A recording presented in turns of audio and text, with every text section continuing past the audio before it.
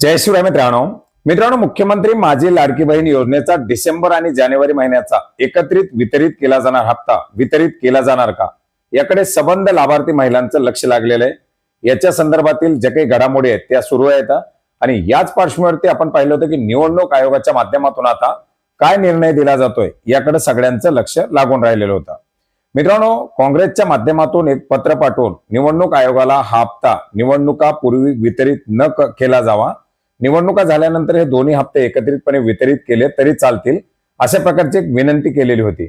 आणि याच पार्श्वभूमीवरती निवडणूक आयोगाच्या माध्यमातून राज्याच्या सचिवांना या ठिकाणी याच्या संदर्भातील विचारणा केली होती की अशा प्रकारे कुठल्या हप्त्याचं वितरण केलं जाणार आहे का वगैरे वगैरे। आणि हा हप्ता वितरित केला जात असताना नियमितपणे वितरित केला जाणारा हप्ता हा वितरित केला जावा, परंतु अग्रिम स्वरूपामध्ये कुठल्याही प्रकारचा हप्ता वितरित करण्यात येऊ नये, अशा प्रकारची सूचना निवडणूक आयोगाच्या माध्यमातून देण्यात आलेली आहे। आणि या पार्श्वभूमीवरती परत दणका वगैरे वगैरे वगैरे बातम्या यायला सुरू झालेल्या आहेत। मग हप्ता येणार का की याचं पुढे काय होणार, हा प्रश्न देखील आता सर्वसामान्यांना महिला लाभार्थ्यांना पडलेला आहे। मित्रांनो, एकंदरीत आपण जर पाहिलं तर या योजनेचा हप्ता वितरित करण्याची मनस्थिती शासनाची होती की नव्हती हे सुद्धा अद्याप स्पष्ट झालेलं नव्हतं। कुठेतरी 2-3 मंत्री महोदयाच्या माध्यमातून त्याच्या संदर्भातील माहिती देण्यात आलेली होती।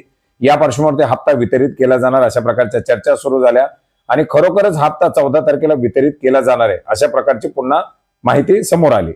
आता हप्ता वितरित केला जात असताना डिसेंबर महिन्याचा हप्ता हा प्रलंबित आहे आणि जानेवारी महिन्याचा हप्ता अग्रिम स्वरूपामध्ये दिला जाऊ नये असं निवडणूक आयोगाच्या माध्यमातून सांगण्यात आले।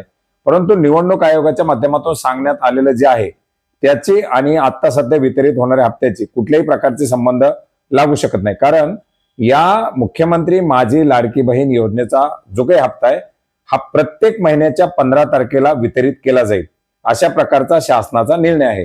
म्हणजे प्रत्येक महिन्याचं मानधन वितरित केलं जात असताना हे 15 तारखेला वितरित केलं जाईल अशा प्रकारे GR मध्ये स्पष्ट सूचना आहेत। त्याच्यामुळे 15 जानेवारीला या जानेवारी महिन्याचा हप्ता वितरित करण्यासाठी कुठल्याही प्रकारचा अडचण नाही, तशा प्रकारचा ऑलरेडी राज्य शासनाचा GR आहे। आता राज्य शासनाला हप्ता वितरित करायचा आहे का, ही राज्य शासनाची मनस्थिती आहे का, ते त्या ठिकाणी महत्वाचं आहे। त्याच्यामुळे निवडणूक आयोगाच्या माध्यमातून देण्यात आलेली जी काही सूचना आहे तो कुठल्याही प्रकारचा राज्य शासनाला दणका नाही किंवा काँग्रेसच्या केलेल्या विनंतीला मान देऊन हप्ता पुढे ढकलण्यासाठी दिलेली सूचना नाही। अर्थार्थी जर आता राज्य शासनाला निवडणूक आयोगाच्या माध्यमातून दिलेल्या सूचना आहेत त्या पार्श्वभूमीवरती डिसेंबर महिन्यात हप्ता वितरित करण्यासाठी तर कुठलीच अडचण नाही आणि जानेवारी महिन्याचा हप्ता सुद्धा 15 तारखेला वितरित करण्यामध्ये कुठलीही अडचण नाही। त्याच्यामुळे आता एकंदरीत राज्य शासनालाच हप्ता वितरित करायचा आहे का, हा एक या ठिकाणी प्रश्न आहे। त्याच्यामुळे चालवल्या जाणाऱ्या ज्या काही बातम्या आहेत त्या बातम्या फक्त कुठेतरी एक प्रसिद्धीसाठीच्या चालवलेल्या बातम्या आहेत। जर राज्य सरकारला हप्ता वितरित करायचा असेल तर डिसेंबर महिन्याचा हप्ता 14 तारखेला वितरित केला जाऊ शकतो आणि जर राज्य शासनाला दोन्ही हप्ते एकत्रित वितरित करायचे असतील तर ते दोन्ही हप्ते 15 तारखेला वितरित केले जाऊ शकतात।